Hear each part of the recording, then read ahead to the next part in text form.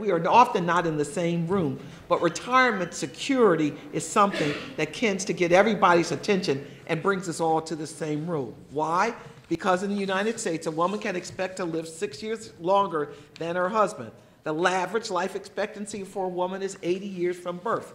Women can expect to spend some of their retirement years alone because of widowhood or divorce. Only 13% of women over 85 are still married.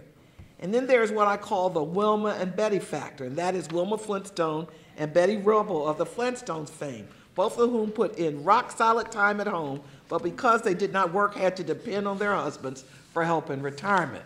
Women tend to spend less time in the workforce and therefore have less money saved up in 401ks and other work retirement savings vehicles.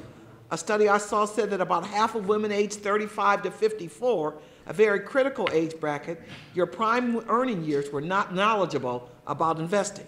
And that is why I introduced H.R. 2205, the Retirement Security for Life Act, which provides relief from taxation for guaranteed annuity payments from non-qualified annuities, which are simply annuities that are not received from qualified plans such as 401ks.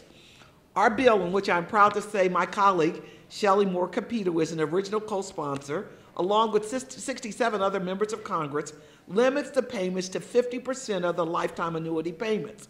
The Senate version, Senate 1010, sponsored by Senator Gordon Smith of Oregon, already has 10 co-sponsors, in case you're keeping score.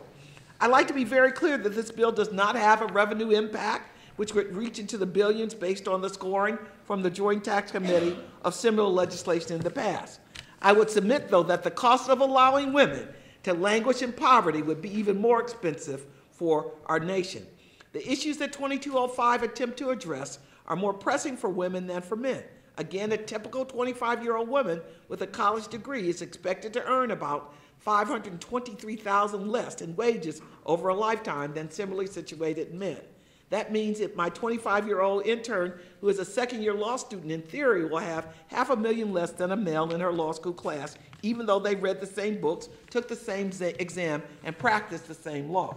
If a $500,000 pay differential doesn't wake us up, I don't know what will. The song says that she works hard for the money, and my hope is that going forward, women in this country recognize and seize the opportunity for them to invest for a secure retirement.